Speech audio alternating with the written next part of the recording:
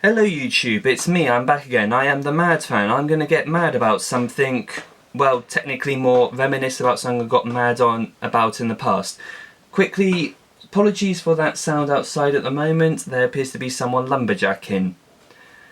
And also I'm recording this about 10 minutes after I just uploaded my comeback video. So I had to change the setup, so I'm using my camera rather than my phone, and I've had to sort of create an ensemble where it's on a tripod, on a stack of books, with a mirror behind it to sort of help me get a feel of whether or not I'm in shot, and I can tell that I am from looking in the mirror, which is going to sort of help me direct myself. So, I'll get enough of that, let's get into the main issue. So, 2018, I uploaded my first video on YouTube talking about Jodie Whittaker making her debut as the Doctor. Well, it was 2017 when they announced it, that was the video. And I sort of kept an open mind about it, and when she debuted I thought her first episode was okay, but her series 11 sort of slanted to the point where Ranskoor Av Kolos, which is regarded as one of the worst Doctor episodes of all time, didn't really bother me because at this point I was just numb to the whole thing. Series 12 on the other hand sort of had an up and down level. Every odd episode seemed to work for me, while every even one I had a sense of god damn it, culminating in one of the best episodes of the Chibnall era being The Haunting of Villa Diodote, which almost saved the series, but then the last two episodes dropped the ball hard. I'm not going to go into details because what's been said about them has pretty much covered every detail. Got a bit of hair.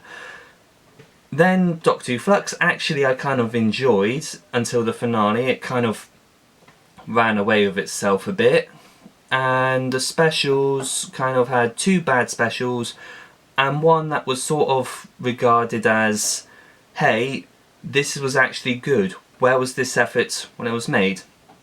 But for all that, all 5 years, or was it 18, 19, 20, 21, all 5 years, there was a common consensus with the fandom, which was, this is bad, but we're going to save off getting any criticism towards Jodie Whittaker as the Doctor until she did her debut on Big Finish, the same way fans sort of found Colin Baker and Paul McGann were better on Big Finish than they were written for in the series. So, today, if you haven't read the thumbnail, we are reviewing the first, I think it's the first, first Jodie Whittaker Big Finish audio, Vampire Weekend by Tim Foley. Just make sure you get a good look at that.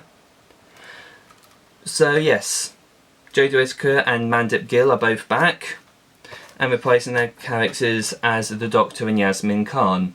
In regards to Yaz, as a companion, I wasn't overly fond of her. She was quite forgettable in Series 11.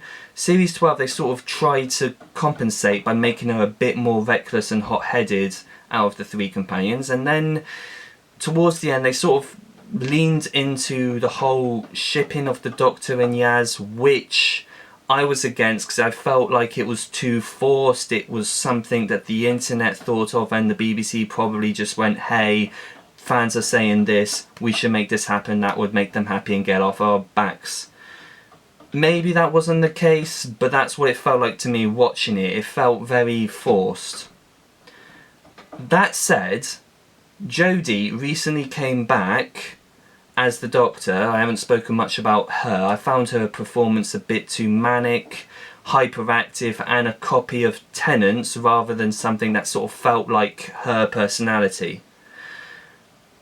But in the cameo she made in Ncuti's last episode, spoiler alert, in hindsight I apologise, but if you're watching this you probably already knew that.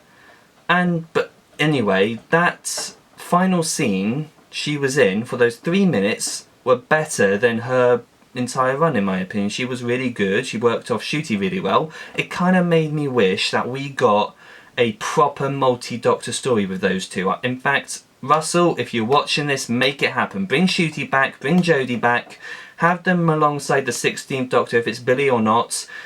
Maybe make it a Dalek story and bring Paul McGann in as well, because we cannot have enough Paul McGann. He is brilliant as the Doctor. And I'm still getting off topic, aren't I? The fact is, Jodie was better in that than she was in the series, so I've got a little bit more optimism with Big Finish, because they have a tendency to be better than the main show when it comes to writing. So with that in mind, my prediction for this going to be, in regards to Jodie and Mandip's performance, they are going to carry on that Yaz and the Doctor ship. I hope it's a little bit better.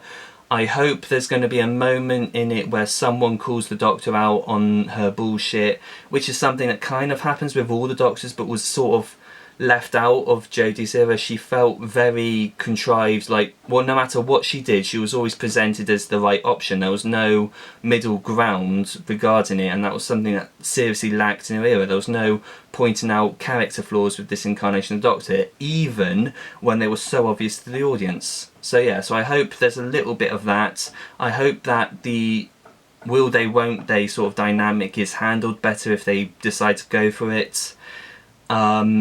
I just sort of hope we get that finally, a good, proper Doctor performance from Jodie Whittaker in audio format. As for the rest of the story, I'm just going to read you the blurb quickly. It's Gina's hen do, and her maid of honour has booked a large manor in the Peak District.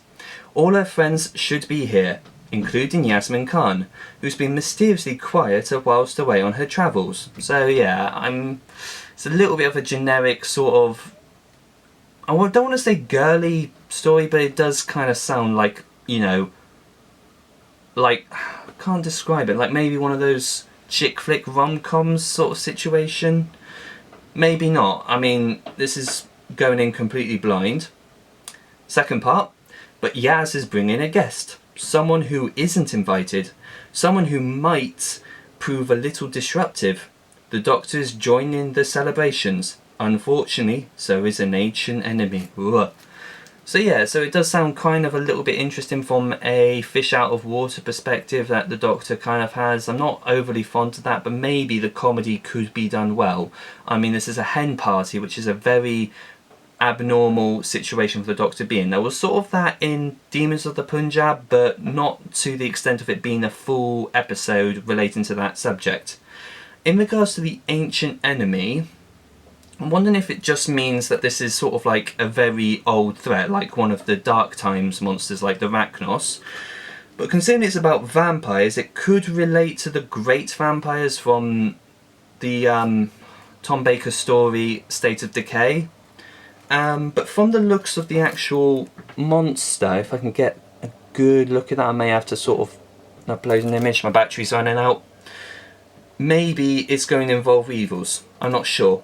So I'm going to leave it there, and we're going to find out what happens next.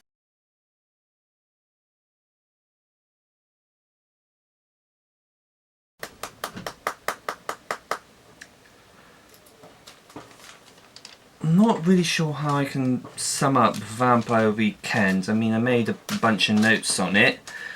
Suppose what I'll have to do is just go through these point by point and then just sort of create a summary at the end. So, hen party, Doctor, Yaz and Zoya, who is a bitch, which was the first thing I wrote. Also, I feel like the whole bitchiness was played more as a red herring, which in and of itself is kind of a cliche, just making sure my head's in shot. Going to cross that one off because there's not really much to say on her or most of the characters on the whole. I mean, I feel like the whole thing was just kind of like your typical Jodie era episode. It wasn't as cringeworthy, I think, as I felt when I watched those episodes for the first time. But also it doesn't really do much. Even when it goes down for like stuff like the theme music, that was the same as the Siga Nakinola version in her serial and series, but I thought they would change it a little bit for the audio quality, but in fairness, it's meant to be a continuation of her era, so I understand why they kept that the same. An adorable little detail I kind of liked after the intro was the fact that the Doctor has a couple of chickens called Ian and Barbara, which, yeah, I like it as a little continuity reference. It was a little adorable. Spoiler alert, one of them dies, so yeah, kind of a little bit mixed on that little reference as well. So there was a couple of minutes that kind of made me feel a bit what the hell, sort of. First thing, when the Doctor's discussing the vampire war, it's not the great vampires she refers to them as, but the Bloodlords, and I just wrote what, because that was what went through my head. It was just, it seems kind of a trivial name for them, like they're just trying to bank on Time Lords, and then you've got the Warlord from the War Games, so they refer to the whole race as the Warlords. I kind of feel like this is going to become a bit gimmicky if they keep going down this line. And there was a large section with the Doctor was waffling on about the vampire lore and how their genes have survived through generations and sort of become other races, which was a little bit on the TARDIS wiki, which sort of explains the existence of plasmavores, but I just feel like it's kind of unnecessary, and it kind of takes away the whole how batshit the idea is that the Time Lords, a sci-fi alien race almost as old as the universe, fought against vampires very early in their history. I feel like there's such a uniquely bizarre concept. I kind of wish the series would just sort of acknowledge how fucking insane that could be and how awesome it is. But no, it just sort of kind of went along more about facts and figures rather than the feeling of the fact that you've got this as part of the Doctor Who lore. So yeah, as I said, it did follow a lot of the tropes from Jodie's era, such as sonic overusing of the sonic screwdriver. It's odd though, because I don't recall the sonic being used as much in other audio dramas like Tom's or Paul's or even David Tennant's, who was sort of the first Doctor to regularly use the sonic. But I haven't listened to any audio stories featuring the 12th and 11th Doctors, and I think that's just because it's not Matt Smith or Peter Capaldi playing those roles. If the Doctor uses the sonic screwdriver too much in those audio dramas, please let me know. The other detail that I kind of felt like was sort of a rehash from Chibnall's era, which was the concept that was perfectly summarised in JX's review of the whole era, that 5-hour video essay they made. And my favourite quote from it, "Character time is over, time for plot." There was a couple of moments that felt like that. The first one I could note was sort of like a emotional moment for a non-binary character, Mason, or at least that's what the impression I got. I didn't really follow that much of the concept of that character. I don't want to go too much into it, not because I don't want to talk about it, but I just don't feel like I'm the right sort of person to talk about non-binary characters because I'm not part of that community, so it's say, and I haven't really spoken to many people about it. If you've got thoughts on this, please let me know in the comments how you felt about non-binary character Mason, or if they were non-binary, or if it was gender fluid or transgender. Just let me know your thoughts on Mason in the comments below. So yeah, so that was the first big character time where it was just sort of stopped the plot to focus on a character's development. The other one I noted was this moment where Yaz sort of like has a self-reflection moment. So I'm just trying to make sure it's still running, the battery is full.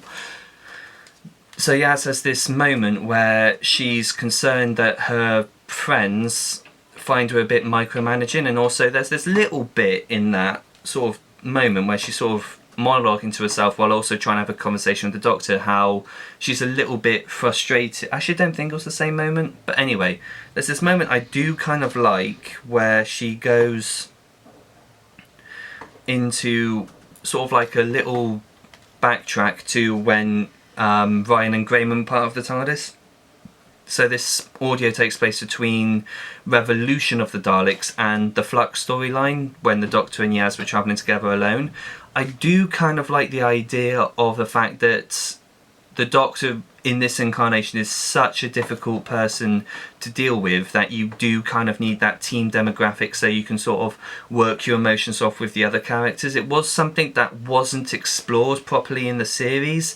I feel like if we're going to see more of Jodie's Doctor in Big Finish, I feel like they do need to address the fact that her incarnation of the Doctor was very difficult for companions to deal with, or sort of the sort of person would be difficult to deal with in modern day, because she was so emotionally awkward, socially awkward, like she said in that episode.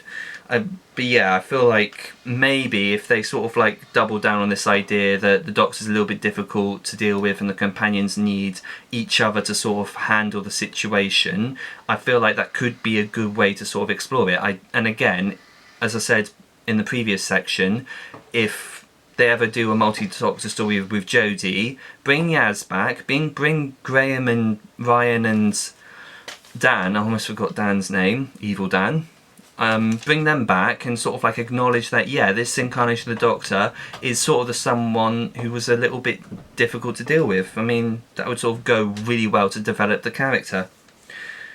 And there was a few other points. So there's this moment where chickens are vampires' enemies. It kind of sounds ridiculous because it's like eggs represent the beginning of life, and it just kind of felt like a bit of a gimmick that was sort of thrown in, sort of like how it was in Return to Oz where eggs was poisonous to goblins. No, was it gnomes? It's a little bit difficult to sort of accept. It just sort of feels like something that was sort of thrown in there, along with the idea that the vampire in the audio is a truth vampire. It feeds on the chemical that allows people to lie. It just, again, it feels gimmicky without sort of acknowledging its part in, like, again, this was a race of vampires in a sci-fi franchise that went to war with the race of the main character. It was such an interesting concept, but it's sort of like whittles down to sort of like these gimmicks. There's another thing that kind of felt like a running gag was the fact that no one was bothered to learn Gina's mother's name. It kind of just sort of felt like a ridiculous bit they were trying for. I mean, I don't know, it's just sort of one of those things that does kind of feel like it fits the Chibnall era, is that they were sort of like using these gimmicks to sort of as a way of replacing the development of the characters, like the characters shouting "Benny" all the time, or there's other things like you had Jack Robertson being just a Trump knockoff. It just felt like something that was there as a way of replacing character development because there's not enough time and not enough means to do it. One more thing before I can do a summary. There's a bit where it sort of turns into The Thing or Among Us, sort of like everyone is suspecting each other of being the vampire, and they referenced the werewolf game, which was something I actually did when I was at the cinema. When I was working at the cinema, one night we played a game where we had to figure out who was the werewolf, and I really went into it. It was such a fun game. It kind of, again, it feels like The Thing, but without, you know, all of the intensity that made John Carpenter's The Thing so special. I think I mispronounced it so many times then. It's an easy word to say, The Thing. But yeah, I don't know. I feel like they could have used a bit more suspense. And sort of like if they wanted to do a mystery like that, they could have paced it better. It sort of felt more like box ticking when they sort of like trying to figure out who was the vampire. So overall, I don't know. I was listening towards the end of it and I was just thinking to myself, is this something I want to continue? Do I want to listen to more of Jodie's audio dramas? And I'm kind of on the fence of that. I feel like I was after the first 2 or 3 episodes of her run. Are we going to get the same mistakes as those seasons, or are we going to get something a little bit new, a little bit fleshed out, but not sort of like overly blaming the show, and not fundamentally changing the characters to the point they're unrecognisable from the show, even if they are written better? It would be interesting to know your thoughts on it. If you've listened to Vampire Weekend, let me know your thoughts on it. If you haven't, let me know why. If you're sort of the someone who's willing to give Jodie more of a chance with more audio dramas, let me know. If you liked her era, let me know what episodes were your favourite, what you felt worked, what you felt didn't work. And if you've got any other recommendations for Big Finish audios, or if there's any you want me to review, let me know and I will try and get to them. Well, this is my first review in about, it's got to be in like 2018 I last recorded one of these. And to be honest, I feel like this one's actually a lot better presented than it was back then. Thank you for your time. I hope to see you again, and be good people. And I'll have to think of an outro for these things.